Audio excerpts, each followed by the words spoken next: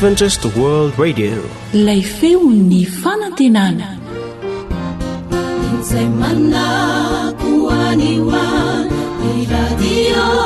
manerantan lay feon'ny fanantenana nitondra toa kiazava. Indray mandeha dia nisy misionera anankiray voatendry asa tany Afrika. Talohan'ny andehanany ary dia nividy famantaranandro aloka izy mba azon'ireo olona miaraka aminy ho any Afrika hahalala ny ora. Dia napetrany teo afovoan-tanàna ary ny famantaranandro aloka. Talanjona dia talanjona tokoa ireo Afrikanina tamin'ilay famantaranandro aloka sady faly aoka izany. Any ka nanamboarany tafo teo ambonin'ilay famantaranandro aloka mba hiaro azy amin'ny masoandro migaingaina sy ny ranon'orana. Dia inona indray ary na famantaranandro aloka n'ilay famantaranandro rehefa voatafo toy izany ka tsy voataratry ny masoandro intsony ilay izy dia tsy nandeha intsony ny famantaranandro vokatra izany. Matetika ihany koa isika dia mihevitra fa ho fanajana ny maha-kristianina dia saronantsika ny tafo ny fomba ivelany sy ny fihetsaram-belatsia ny tena fomba ny Kristy. Nefa izao no afatry ny tenin'Andriamanitra ho anao ao amin'ny Matio 5:9 manao hoe: "Oka azavy eo mason'ny olona toy izany koa ny fahazavanareo mba hahitan'ny asa soa ataonareo ka hankalazan'ny rainareo izay any an-danitra." Baibuli hanisanandro mufunaina raiswawampu fazamalaina fartumuchani andriza.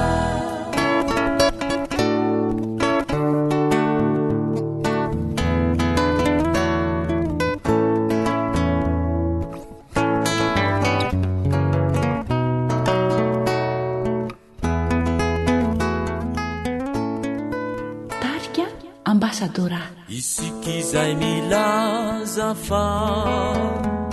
hoe zanak'Andriamanitra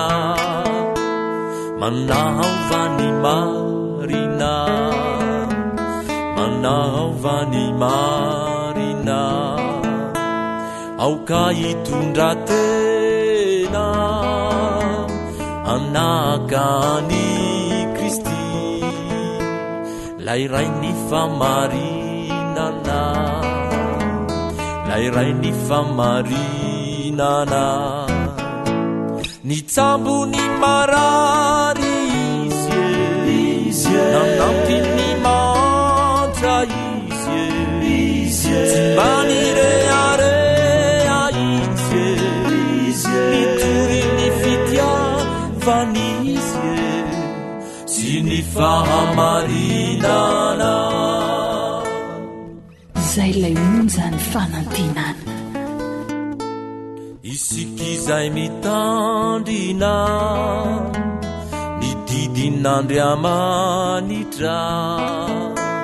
milaza ho kristianina tsy misy ho kianina aoka hitondra tena anakany Kristy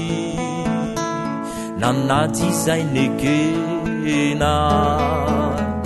fa tsy nivembena, ny tsambo ny marary izy nanampy ny mantra izy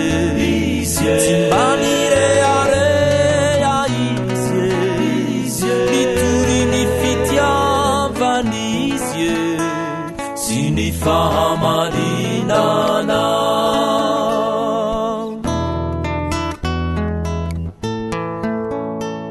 Ny zanak'Andriamanitra mitory fampiavanana milaza ho mpivavaka nefa mpanavakavaka zany aoka hitondra tena anahakany Kristy tsy mba nanavaka avaka fa olona ny avaka zany ny tsambony marary izy nanampiny mantra izy tsy mbany rearea izy nitory ny fitiavany izy sy ny fahamarinana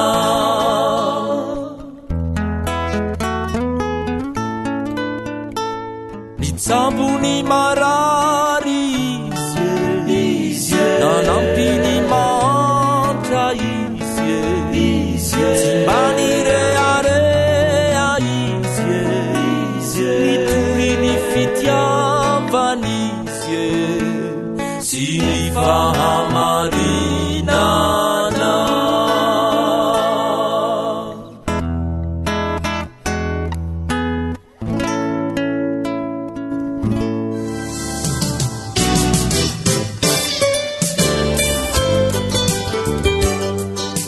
harena ny fahasalamako alio misoroka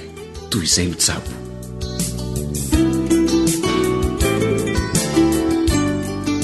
ampifaliana trano no iarahan'ny radiony feon'ny fanantenana aminao izay manaraka izao fandaharana izao ary manasanao aharitra iaino izao fandaharana izao hatramin'ny farany.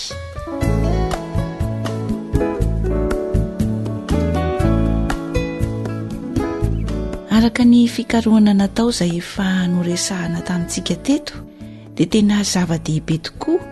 ary misy fetraikany eo amin'ny fahasalamana ny karazan-tsakafo izay ho antsika. Anisan'izany ny fitadidiana ka horesahantsika hampatsahivonantsika mandritra ny minitra vitsivitsy eto ary hoe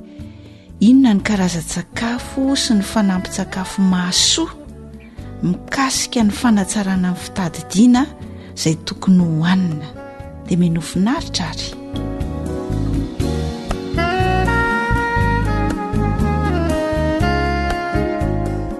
Noresahana fa raha tiantsika ny hanatsara ny fitadidiantsika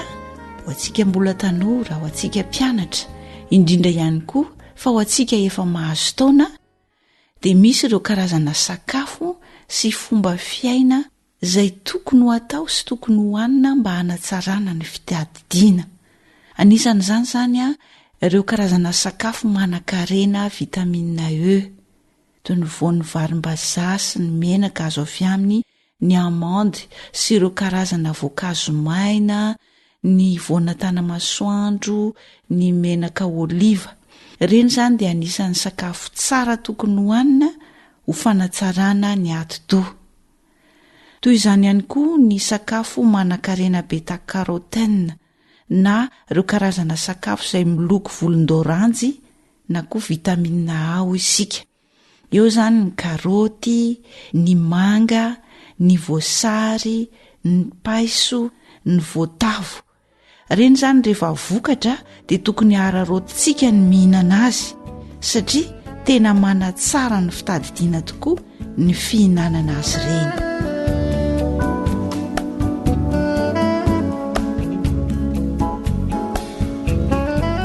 Dia ampirisihana ihany koa isika azoto hihinana sakafo be vitamina C. Ampirisihana zany tsika mba hihinana ireny karazana voankazo kiwi ary ny ankamaroan'ny voankazo rehetra dia tsara hohanina avokoa mba hanatsarana ny fitadidiana.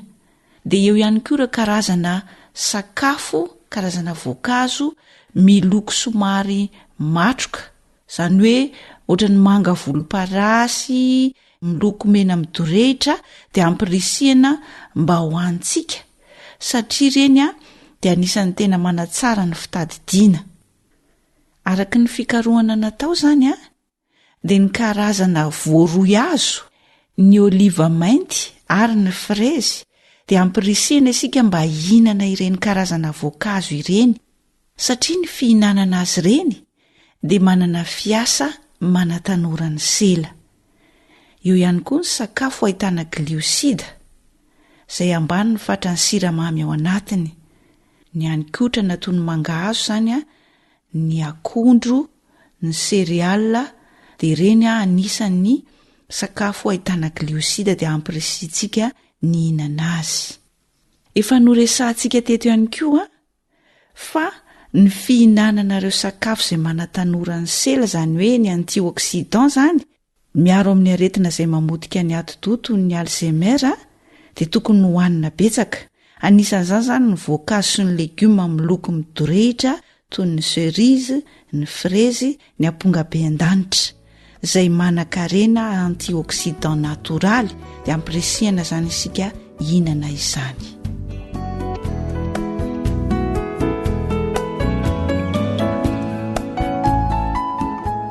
Fa amara-paranantsika ny resadresaka mikasika ity soentin'ny sakafo ity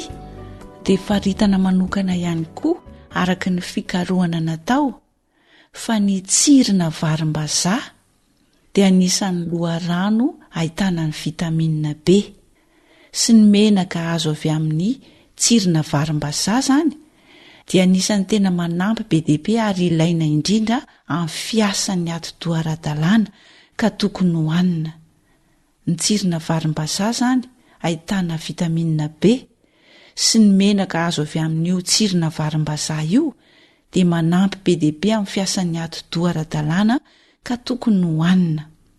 Ny fampiasana na ny fihinanana ity menaka azo avy amin'ny tsirina varim-bazaha ity zany araka ny fikarohana natao dia tokony hihinana azy ny olona anankiray ka hatramin'ny 3 sotro kely isan'andro. Ka tsara kokoa zany raha amin'ny sakafo maraina no hihinanantsika izany menaka azo avy amin'ny tsirina varim-bazaha izany. Ka hatramin'ny 3 sotro kely isan'andro no tokony hihinanantsika azy fa tena manampy be dia be amin'ny fiasan'ny ati-doha izany. Dia eo ihany koa ny fihinanana vovoka soja. Fihinanana azy zany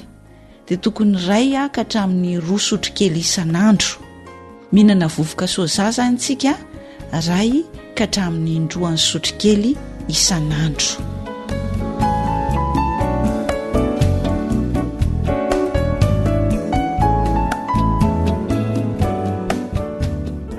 Raha noresantsika teo ny soentin'ny sakafo ho fanatsarana ny fitadidiana dia ilaina ihany koa mihinana fanampin-tsakafo mba hanatsarana ny fitadidiana. Inona moa izay fanampin-tsakafo tiana ho resahana izay? Tsy inona izany fa ny vitamina E. Araka ny fikarohana natao dia tena zava-dehibe tokoa ny fihinanana ny vitamina E. Tamin'ny fikarohana natao tany amin'ny anjerimanontolon'ny Harvard any Etazonia zany izay natao tamin'ny vehivavy mahery ny 70 taona misy 5,000 dia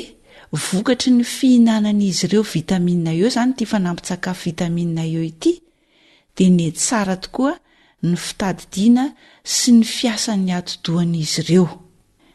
Noho izany zany ampirisihana isika mba hihinana vitamina E ka ny torohevitra zany omena antsika ny olona tsirairay dia tokony hihinana vitamina E milanja 900 miligrama isan'andro ary ampiana vitamina C zany. Zay zany izy ny tena miasa bebe kokoa ary mihatsara kokoa ny fomba fiasany. Mihinana vitamina E fotsiny ianao tsy mampaninina fa ampiarahana amin'ny vitamina C izy dia tena tsaratsara kokoa ny fomba fiasany. Hohanina isan'andro tsy tapaka ny tokony hihinanana ity fanampin-tsakafo ity mandritra ny 10 taona raha tianao ny hanatsara ny fitadidianao. Raha ohatra zany ny vitamina E ka ampiarahana amin'ny vitamina C dia tsara kokoa. Ny fomba fihinanana azy zany mihinana vitamina E 900 miligrama ianao ka hatramin'ny 10 miligrama isan'andro. Miaraka amin'ny vitamina C 10 miligrama isan'andro ka hatramin'ny 510 miligrama isan'andro. Averina indray zany ny fomba fihinanana ity fanampin-tsakafo ity dia ny vitamina E sy ny vitamina C zany isan'andro dia izao: ny fatran'ny vitamina E hohaninao dia tokony 900 miligrama ka hatramin'ny 10 miligrama isan'andro, miaraka amin'ny vitamina C 10 miligrama ka hatramin'ny 510 miligrama isan'andro. zarazaraina ho indroa zany na intelo isan'andro ny fihinanana azy fa tsy hohanina indray miaraka zarazaraina indroa ka hatramin'ny intelo isan'andro ny tokony hihinanana azy mandritra ny 10 taona araka ny torohevitra izay menantsika fa tsy tsara hohanina indray miaraka ary tsara raha ampiarahana amin'ny sakafo zany ity vitamina E sy vitamina C ity rehefa mihinana azy ianao.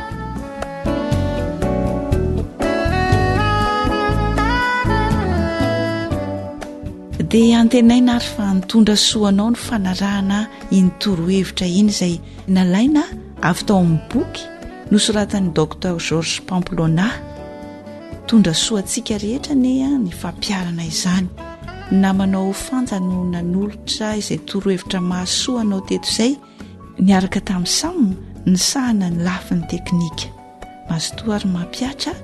dia hitahanao ilay raintsika any an-danitra. Amen. Ilay feo ny fanantenana. Téléphone 034 06 797 62. AWR manolotra ho anao feo ny fanantenana.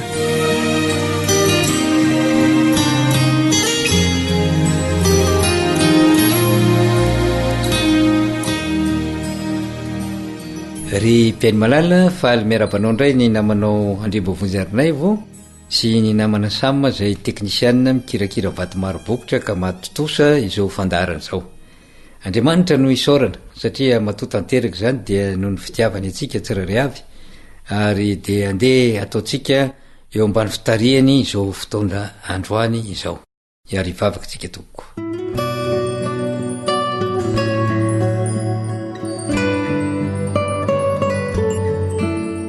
Ray masina sy tsara indrindra ny an-danitra o, tompony tompo sy mpanjakampanjaka nanorina izao toizao tao anatin'ny enemana, misaotranao zahay satria mbola navelanao indray eo ny eto amin'ity fampelezam-peo ity ary na dia tsy mifankahita maso ary zahay dia mifandray am-po satria ianao no mampiray anay rehetra izao ary ianao ihany koa no mbola ampiray anay amin'ny teninao rehefa aveo koa sokafo ny fo mampanahanay diovy izay ho afa-pahotana mba ho vita fihavanana aminao dia andray feno izany teninao izany ka ho tonga teny fiainanao anay anay izany. Dia mamelany alokay ary tantano ny fotoana rehetra ary eo ambany fahasoavanao fa tononona sy angataniny amin'ny anarany Kristy izany vavaka izany. Amen.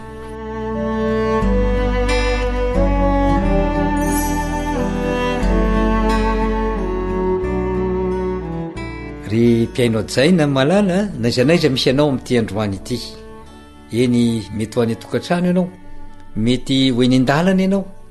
raha mandre zao fandaharana zao, mety ho eny ambonin'ny fiara izay entinao ianao ary mety any amin'ny toeram-piasana ianao manatanteraka didy manandraikitra, mety eo amin'ny farafaran'ny hôpitaly ihany koa ianao miandry izay teny mba ho atolotry Jehovanao amin'ity androany ity ka hitondra famelombelomana anao. Eny izany teny izany dia ndeha raha tsika mijery ary ao amin'ny Jeremia, boky Jeremia mpaminany toko voalohany ny andininy 7 sy ny 9. Zao no vaky ny teny amin'ny anaran'i Jesosy.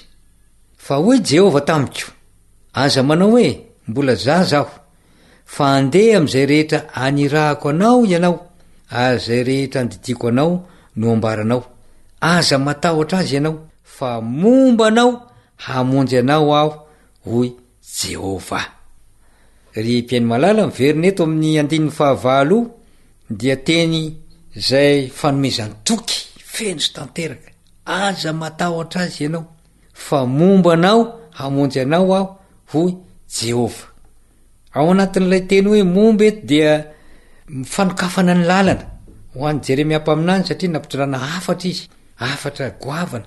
izay mahadikidiky ny sofiny ny sasany ary mankaloiloy ny vavoniny sasany ary manahirana ho an'ny olona sasany. Eny fa na dia eo anivon'ny fianakaviana sy ny mpiaramonina aza. Koa raha hitondra izany teny izany ny mpaminany Jeremia dia izao matahotra izy, manana iay izy ary izay ny lazany hoe tsy mahay miteny aho fa mbola zaza, tsy mahay mandahateny. Kanefa ny teny navaliny Jehova dia izao hoe na de tsy mahay miteny azy ianao, tsy hainao ny teny fa izaho no iteny eo am'toeranao. Ary ao amin'ny 5 de andenge vakitsika ny zavatra nataony Jehova de nanindry ny tanany Jehova ka nanendry ny vavako ary hoy Jehova tamiko, indro efa nataoko eo am-bavanao ny teniko, indro efa nataoko eo am-bavanao ny teniko. Ny fanombahan'Andriamanitra antsika dia mifanandrify mandrakariva amin'ny toe-javatra, mifanandrify mandrakariva amin'ny fotoana teny ilantsika azy. Ary eto dia fanandrify amin'ny any Jeremia hoe resaka fitenenana no olana taminy, de hoy Jehova taminy hoe efa nataoko eo am-bavanao ny teniko. Firifiry amintsika reny tsy mba tianana izany raha ho an'ny mpianatra izany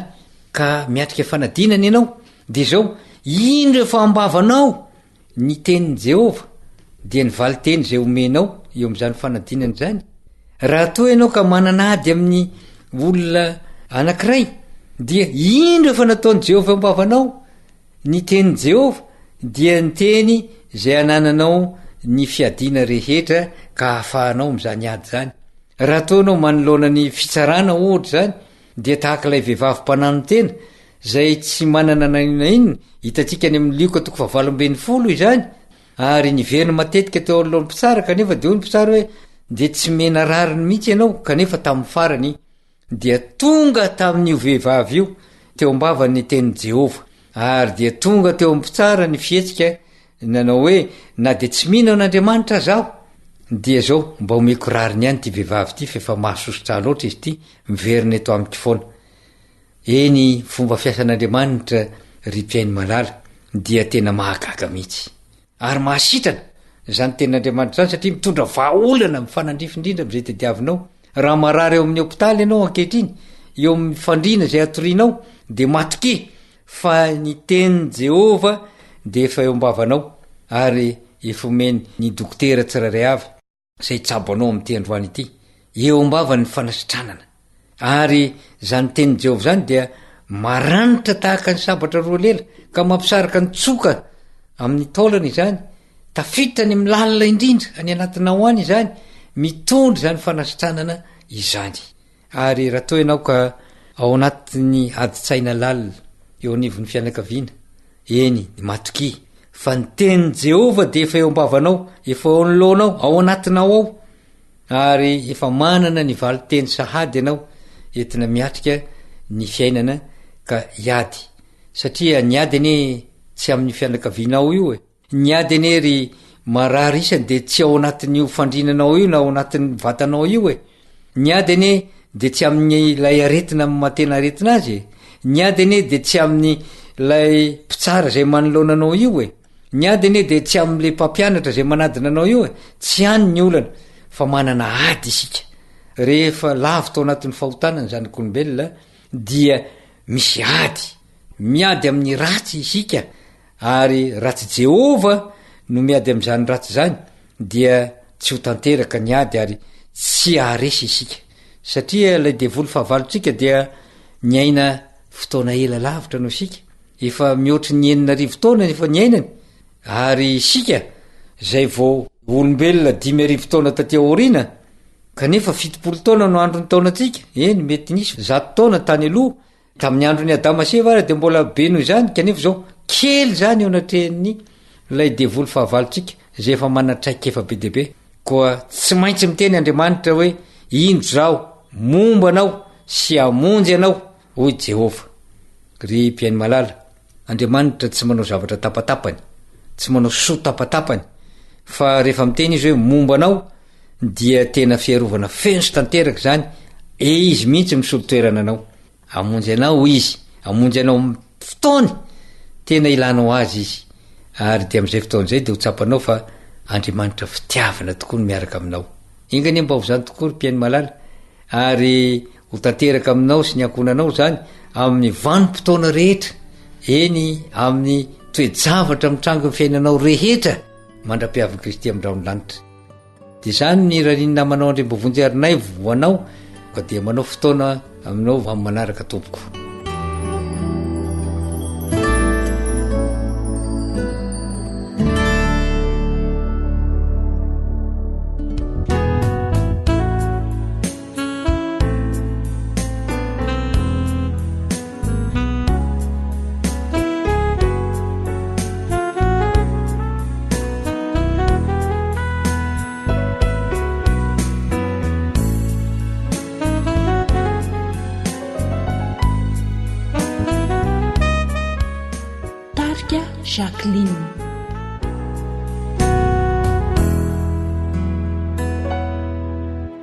misedra de sarotra ve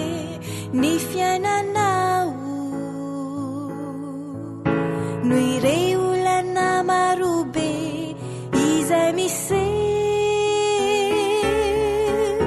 to mila hampamoifo mampisento ity misy vaolana lazaiko anao misedra de sarotra ve ny fiainanao no ireo olana marobe izay mise to mila hampamoifo mampisento ity misy vaolana lazaiko anao haolay jesosy fa haolana hoaisio anao izy ilay fitiavana sy fiadanana raiso izy animo ovekeo mpamonjy anao de ho azonao antoka tokony ho avinao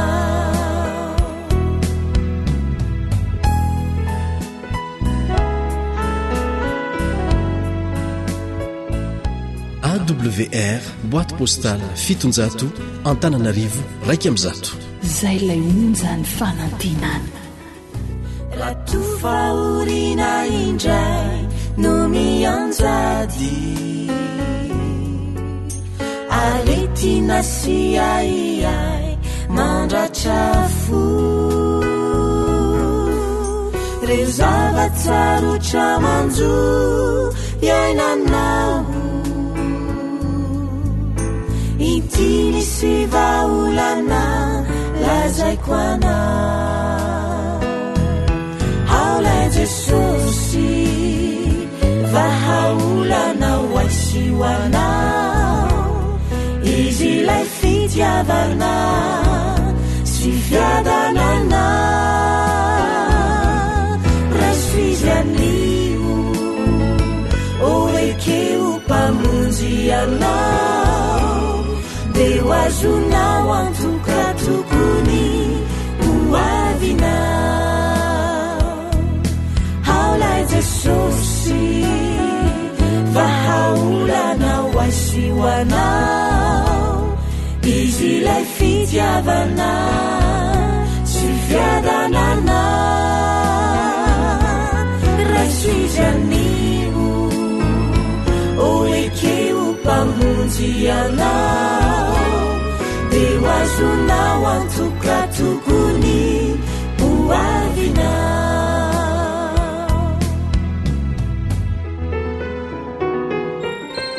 awr malagasy @gmail.com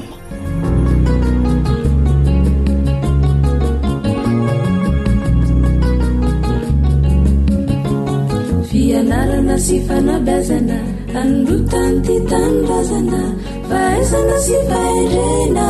olovany ty firenena darena zareo tsy mahahitra fa tsara manatsy ary lavitra ny fianarana re azajanona fa manomanana olombanina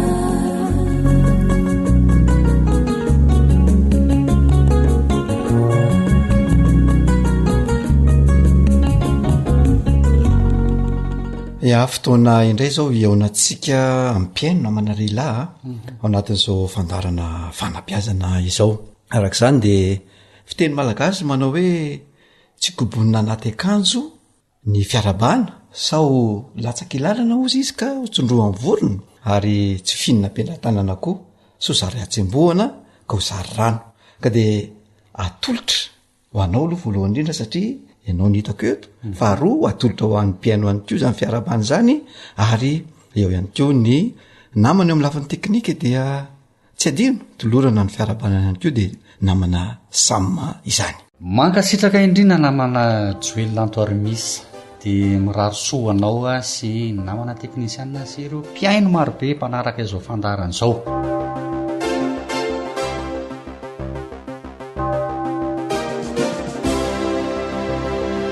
andeha aloha hanao jery todika kelyntsika namana joely a inona moa no nyresantsika teo aloha dia inona no azo amin'ntinana azy fanao tokoa ny manao jeritodika ary ataoko hoe tsy hita izay maharatsy izany satria mety nisy tamin'ireo mpieno meno antsika amin'izao fotoana ny tsy naheno izay zavatra nyresantsika teo aloha arak'izany nyresantsika teto amin'ny fandarana zany ny mikasika ny fietsika ny fiteny fomba fanao izay mila tandremana tanteraka manoloana ny zaza tandreman'iza tandreman'ireo ray aman-dreny satria nahoana satria voatahiry mandrakariva ao anatin'ny atidohany izany fietsika sy fiteny izany atidohan'izy zany atidohan'ilay zaza voatahiry ao zany ny fietsika fiteny ataon'ny ray aman-dreny ka raha fiteny ratsy fietsika ratsy dia mety animba ilay zaza indrindra raha manao adisoana ianao ray aman-dreny dia iandry vokatra ratsy fa tsy vokatra tsara mihitsy arak'izany de fadina tanteraka ny resaka ny fomba fanao ny fiteny sy ny atao amin'ny zaza ka tsara raha teny mampivoatra ny tontolo mpivoarany no atao aminy izay ny tanjony ny teny fihetsika atao zany dia ny ampivoatra n'ilay zaza eo amin'ny tontolony mandrakariva no atao aminy ia tsara moa no manantitrantitra mandrakariva ho atsika mpiaino ho anao ray aman-dreny fa raha voalatsaka antany ny zaza no hanatanterahana ireo rehetra no tany sainy namana joely teo izay indrindra namana rilahy raha voalatsaka tany ny zaza de tanterahana ireo zavatra lazaiko teo aloha teo ia fa mbola ho toizantsika ny mahakasika ny fanabeazana mitomboka eo ampiterahana zay a namana joely lantormisa momba ninona indray ary moa zany a no resaka ataontsika ho an'ny mpiaino anio indray sika dia iresaka an'io lohahevitra io tokoa zany hoe lohahevitra mikasika ny fanabeazana ka eo amin'ireo zavatra mikasika sy manodidina ny zaza no ho resantsika amin'izany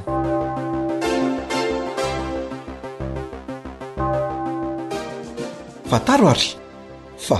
ireo zavatra mikasika na manodidina ny zaza dia mety hiteraka fipelehana na tsy fahatoniana eo amin'ny zaza noho izany a de fadina ny manolotra na manome sy maneho amin'ny zaza ny fihetsika tsy voatandrina na fitaovana tsy mifanaraka aminy toy ny fanomezana sara-bakoly azy ohatra hoe zavatra tsy fantany tsy hainy nefa ianao mieritreritra hoe omenao kilalao lay zaza de anomenanao sara-bakoly nefa ny zavatra omenao azy amin'iny fihetsika tsy voatandrina na fitaovana tsy mifanaraka amin'ny akory tsy mbola sahazany taonany sahazany taonany dia tsy mitondra soa ho azy akory izany zavatra zany ya manarak'izay de fadina ihany koa ny mitondra ny zaza manao dia tongotra lava loatra na matetika loatra satria nahoana satria ty zaza ty ene ty resantsika ty zaza mbola tsy mandeha zaza mbola trotrona ka vizany izy eny trotrona eny raha oentinao mandeha lavitra be mandeha foana de farany izy fiatraikany amin'ny vatany zany na ifiatraikany any amin'ny toe-pony any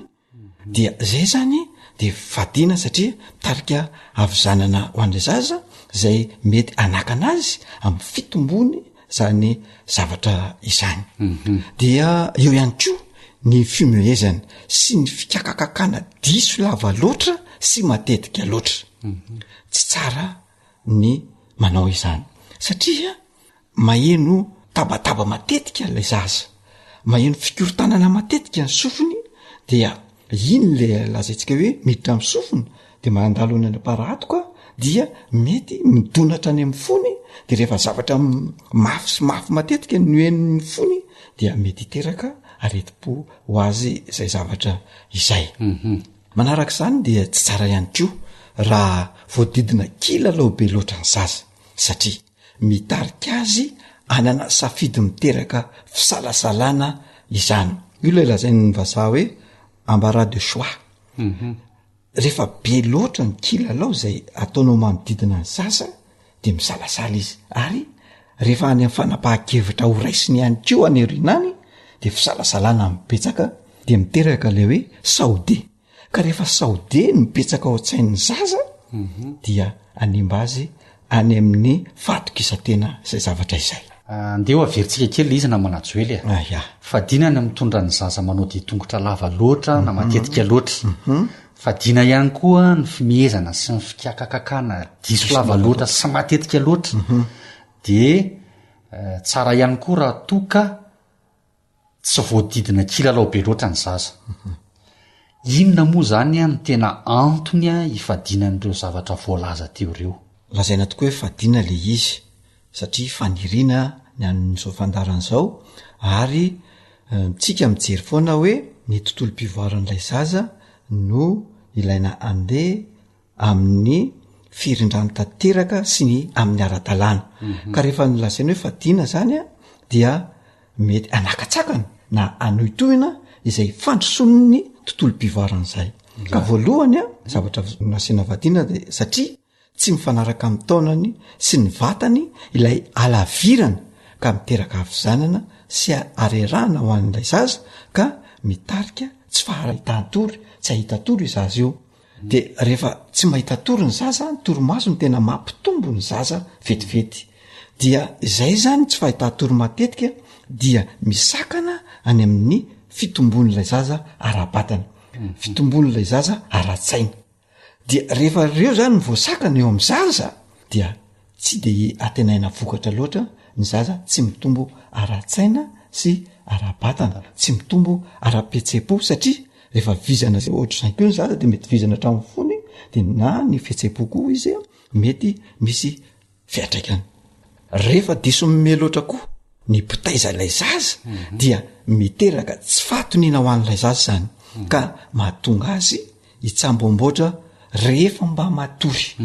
io le lazaina hoe ny toromaso ny tena zava-dehibe eo amin'ny zaza indrindra fa zaza amam-bolana satria ao lay fitombony ny tena mandeha ka rehefa mitsamboamboatra foana izy ny fony zay mety fo tsy mahita tory izy dia zay le hoe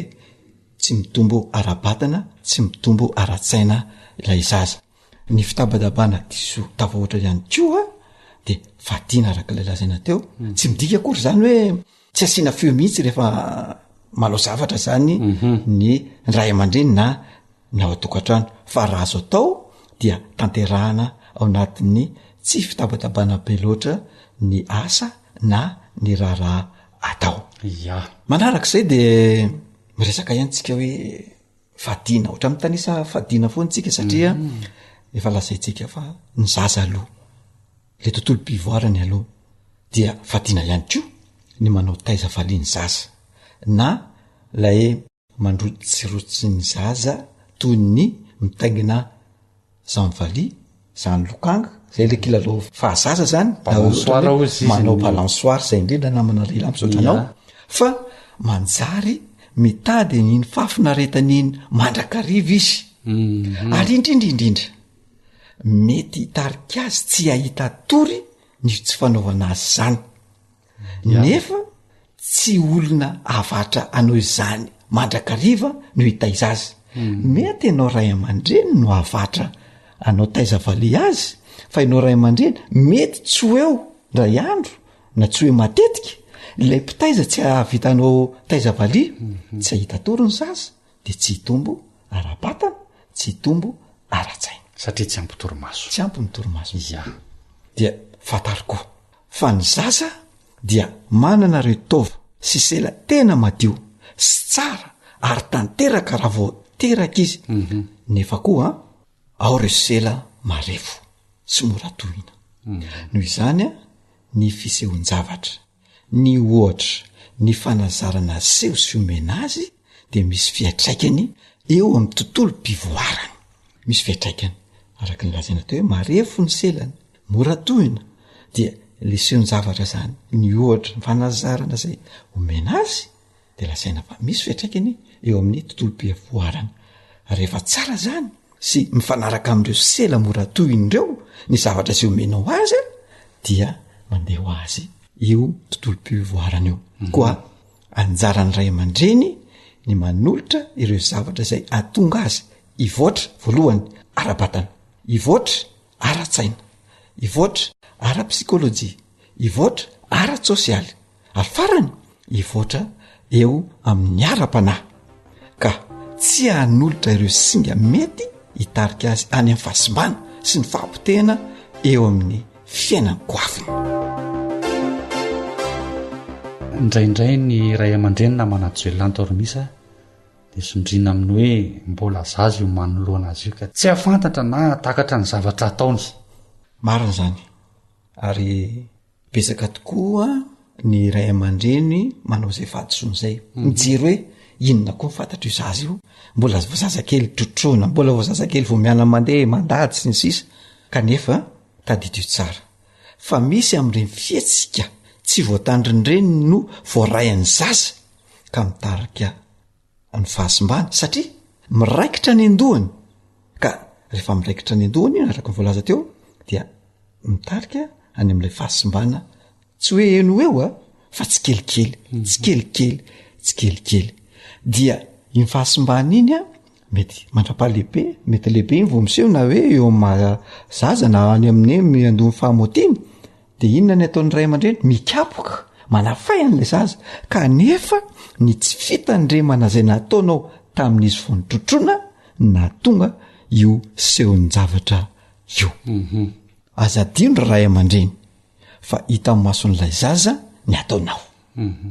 reny ny sofiny ny teninao ary ny fiainany rehetra dia fenonao fahatoniana,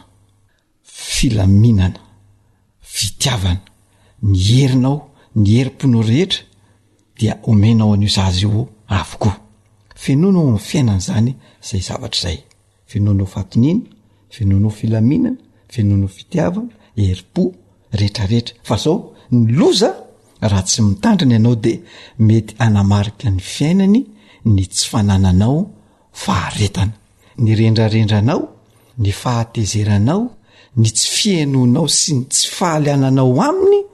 ary ny fitaitainanao. Ireo zany dia misy fiantraikany amin'ilay zaza raha tsy voatandrinao tsara. Ya, amaraparana ny fandarantsika namana joely inandray ary no afatra azo mena ny ray aman-dreny. Ifarana tokoa ny fandarana dia tsotra ny afatra na dia eo aza ireo voalaza rehetra ireo dia tsy tsara voalohany ny mampianta zaza diso tavahoatra, manimba zaza ny fampiatana ny zaza diso tavahoatra ary tsy ny zaza ihany ny simba fa ianao ray aman-dreny keo anyarina any dia ho simba miaraka amin'io zaza io satria raha ampiatanao amin'ny vola ataoko hoe ariary zato izy androany hitombo 200 iny afaka pitso ho arivo iny afaka fotoana vitsivitsy miakatra ihany tsy ho arakao anefa zany dia ho simba ilay zaza ianao koa ho simba. Fa tsara raha biazina amin'izay eo am-pelantanana izy, ino eo am-pelantananao, ino misy dia teneno sy ambara ho azy fa io no misy. Tsy afaka manoatra isika resao izy ary ampenarina izy alalan'ny mahitsy sy ny marina ary ny rariny. Ireo zany zavatra tena ilaina ampenarina ny zaza hoe alalan'ny mahitsy, ny marina ary ny rariny. Ary farany dia beaso amin'ilay atao hoe roy sy fitiavana ary vatana amin'ny fanakaiky mandrakariva ny zaza. Ny roy sy fitiavana ary vatana amin'ny fanakaiky mandrakariva dia hoe lay roy dia itoyen'ilay tadipotra izay tapaka tamin'ny reniny tany Ekipo. Io roy itsinina rehefa tapaka tany Ekipo dia mitoy amin'ny fampinonoana sy ny fitrotroana dia anjaran'ny reny zany ny manohy an'io roy io rehefa ety ivelany. Ny fitiavana dia anjaran'ny ray sy reny no manohy azy vatana amin'ny fanakaiky dia anjaran'ny ray sy reny any koa ny maneho izany amin'ilay zaza amin'ny alalany tambitamby sy ny fitondrana azy mety milalao sy ny miaraka mirahira aminy. Ary azadino ny miresaka amin'ny matetika na dia mbola tsy miresaka sy tsy malala izay lazainao aza ny zaza. Iny tena tsara ho mariana resao izy na de tsy fantany ara zay lazainao de resao izy resao matetitetika amin'ny feo iva tony misy faneom-pitiavana. ia de zay indray ary ny masakazo natolotra anao androany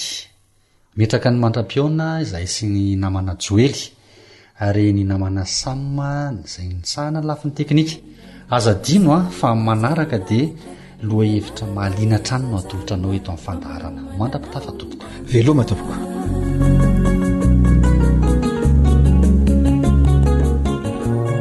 akoatra ny fianoana amin'ny alalan'ni podcast dia azonao atao ny miaino ny fandaran'ny awr sampana teny malagasy amin'ny alalan'ni facebook isan'andro amin'ity pejy ity awr feon'ny fanantenana. antokopihira balsama fiterana misy feo miantso manafatra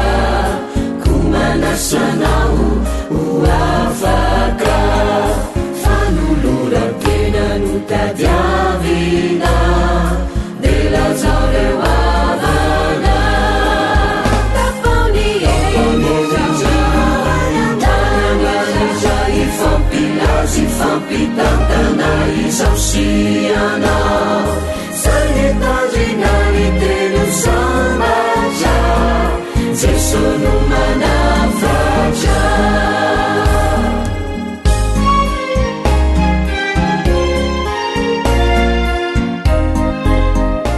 zay lay onjany fanantinana tsarovilazana kadala miverenisika oambala o jesosy aminy andro farany olazao ny atsarany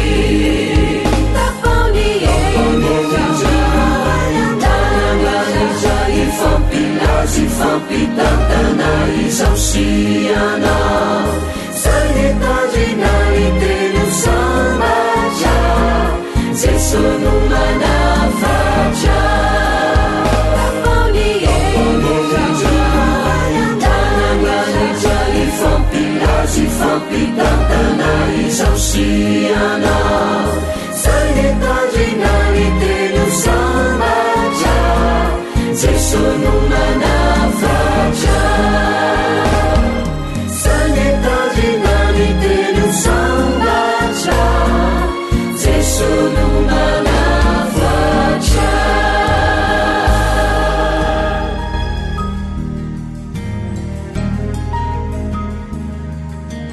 faniteninao no fahamarinana taridalana manokana fianarana baiboly avoaka ny fiangonana advantista maneran-tany iarahanao amin'ny feo ny fanantenana sy ny departementany sekoly sabata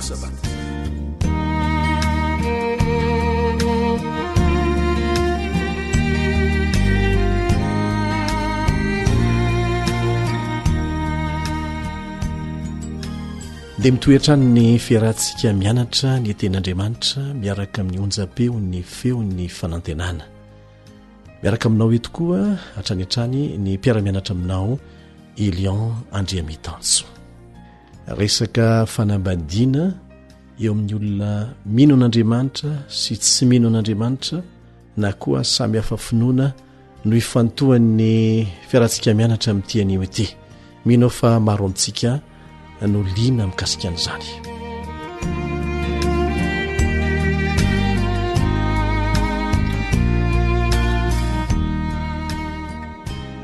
inona ny lazain'ny tenin'Andriamanitra mikasika ny olona anankiroa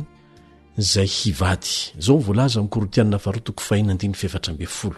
Korotianina 4:4 aza mety asiana zioka tsy atonona anareo hikambanana amin'ny tsy mino ny tsy mino resahana eto dia tsy hoe tsy mino an'Andriamanitra fotsiny fa tsy mitovy ny finoany an'Andriamanitra ny ten'Andriamanitra dia milaza fa iray ny finoana iray ny batisa iray Andriamanitra zany hoe tsy misy karazany be dehibe ny Andriamanitsika tsy misy karazany be dehibe ny finoana ary ny finoana eto tsy atoko-pinoana fa ny finoana an'Andriamanitra sy ny fahamarinany mety ho samylaza hino an'andriamanitra nge ny olona anankiroa zay mivady fa samihafa ny fahalalany io andriamanitra ianony io de rehefa miteraka izy ireo de neniza no arahany zanany lasa zioga lay tokantrano zioga tsy atonona ny ilazanany zany maika moa raha olona tena tsy te halala zany andriamanitra zany mihitsy ny olona zay hovadinao kanefa ianao olona pino ary tena mifandray akaiky amin'andriamanitra de zao ny fanontaniana apetraky ny apôstôly paoly raha izany no safidinao inona ny iraisan'ny fahamarinana sy ny fahotana inona ny ombonany mazava sy ny maizina mazava izany arak'izany a de tsy planin'andriamanitra ny fanambadian'ny olona zay tsy mitovy faharesen-dahatra mikasika ny finony an'andriamanitra tsy maintsy hiteraka olana izany tsy hitovy ny fomba fampianarany zanany mikasika an'andriamanitra tsy hitovy ny fiangonana hitondran'ny zanany ifandroritana eny fa raha mbola izaza dia hijany eo atenatenany eo hinoko fa mazavany am'izay kanefa ity misy petrakolana anankiray hafa misy ireo olona mivady zay sambola tsy nalala tsara an'andriamanitra na tena tsy nalala azy mihitsy rehefa tonga ny mpitoron'ny filazantsara na koa nalala ny filazantsara tamin'ny alalan'ny fampianarana tamin'ny radio na ny televizion na ny boky zay nyvakiny ny olona anankiray ny ray tamin'ireo mpivady ireo de lasa nino an'andriamanitra natao batisa mihitsy nanaraka ny fahamarinana de inona no atao raha izay no mitranga ny ray amin'izy mivady ihany lasa pino sy nanapa-kevitro ho mpanaradi azy fa ny anankiray a nijanona tam'izao inona ny torohevitra omen'ny tenin'andriamanitra ho an'ny kristianina manambady olona tsy mino an'andriamanitra tahaka an'izany zao ny voalaza ao amin'ny Korotianina 1:7-12 Korotianina 1:7-12 fa amin'ny sisa de hoy izaho tsy ny tompo raha misy rahalahy manambady tsy mino ary mety mitoetra amin'ny ihany ny vavy de aoka tsy alany izy raha misy vehivavy manambady tsy mino ka mety mitoetra amin'ny ihany lahy de aoka tsy alany izy fa ny lahy tsy mino de fa masina ao amin'ny vavy ary ny vavy tsy mino de fa masina ao amin'ny rahalahy raha tsy zany kosa de tsy madio ny zanakareo fa raha izany de masina izy fa raha ny tsy mino no miala aoka hiala izy na rahalahy na nabavy de tsy voafe am'izany fa Andriamanitra efa niantso atsika amin'ny fihavanana de zao koa mivolaza ao amin'ny Petera 1:7 sy ny 2 Petera 1:7 sy ny 2 toy izany koa ianareo vehivavy maneke ny vadinareo mba ho voataonina ny fitondratena ny vavy izy na de tsy amin'ny teny aza raha tany misy tsy manaiky ny teny rehefa hita ny fahadiovan'ny fitondrantenanareo amin'ny fahatahorana eto zany ny apôstôly Paoly de mamaly ny fanontaniana mikasika ny fitaintainan'ireo olona zay lasa pino an'Andriamanitra kanefa ny vadiny tsy nanaraka azy matahotra izy ireo ndrao atezitra an'Andriamanitra na koa hitondra fahalitoana ho an'ny tenany sy ny zanany ny fijanonany amin'ny vady zay tsy mino tahaka azy eto ny apôstôly Paoly de milaza fa diso zany fiheverana zany masina atrany ny tokantrano na de ny ray amin'izy ireo ihany aza no niova fo zay no fanazavana omen'ny apôstôly Paoly eto manamasina ny ankilany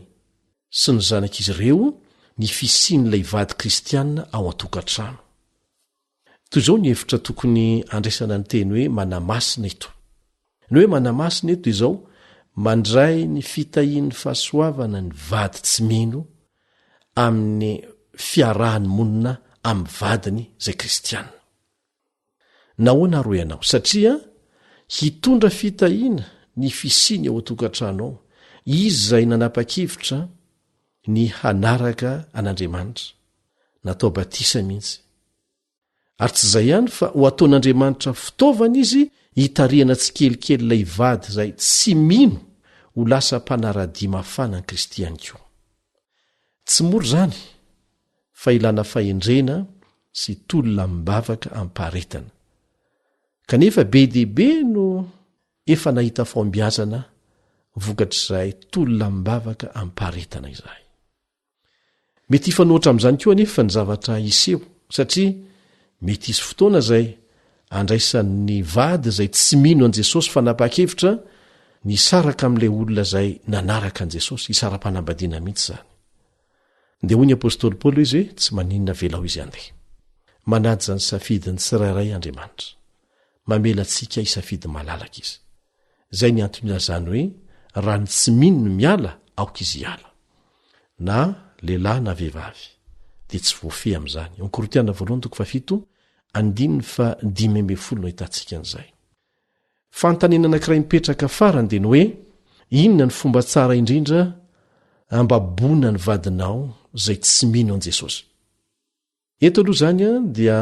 mpivady zay samy tsy nino no mivady averina indray zay aveo a dia nandreny amin'ny filazantsara ny anankiray dia atao hoe lay vavy zany dia mazava ny torohevitry ny apôstôly Paoly fa rehefa nanaraka an Jesosy ianao na tsy nanaraka azy aza lay vadinao tsy niaraka nitovy ny faresen-dahatra zay nisy teo aminareo a dia aza misaraka aminy tsy manakana ny fitahiana omen'Andriamanitra anareo menakavy zany fa nataon'Andriamanitra ho fitahiana ho an'ilay vadinao zay tsy nanaraka an'Andriamanitra ny fisianao an-tokantrano ny hery miasa mangina avy amin'ny fiainanao dia tonga azy hanaraka ihany koa indray andro any ny fahamarinana hanaraka ilay Andriamanitra zay hinonao fa eto inona no atao mba hatonga azy ho babo ny fahamarinana zay nambabo anao ihany koa ilaina ny maneho fitiavana amin'ny lafiny rehetra mihitsy amin'ny fikarakarana ny tokantrano amin'ny fifandraisanareo mpivady manokana ilainao ny maneho an'izany tsy ny asiahana mihitsy akory no hanaitra ny fitiavana avy amin'ny ankilany fa fitiavana ihany no manaitra ny fitiavana amin'ny maha-kristianina antsika dia Andriamanitra ny tokony hanehoantsika fahatokiana voalohany indrindra amin'ny lafiny rehetra kanefa tian'Andriamanitra ny hanajantsika ny tokantranontsika hanana faharetana ampitiavana mandra-pahatonga azy ho resy lahatra amin'ny fahanarana an'Andriamanitra tsy misy teritery avy aminao na kely aza Andriamanitra ny manaovan'ny fon'ny olona fa tsy isika Andriamanitra ny tompon'ny fandresen-dahatra fa tsy isika manao ny anjarantsika isika mijoro vavolombelona miezaka maneho ny fiainana maha-kristianina ary arahana vavaka mafy zany dia hitanao fa hiasa amin'ny fomba mahagaga Andriamanitra saingy izao a zany akory tsy milaza fa tokony hiaritra ny vono mety hiatra aminao ianao raha sanatria ka tonga amin'izany ny zavatra mety ataon'ny vadinao mivavaka ho anao zay tafiditra ao anatin'izany toe-javatra zany zahay mba ahita ny fanampian'Andriamanitra sy azo fahendrena avy amin'ny mikasika izay tokony atao amen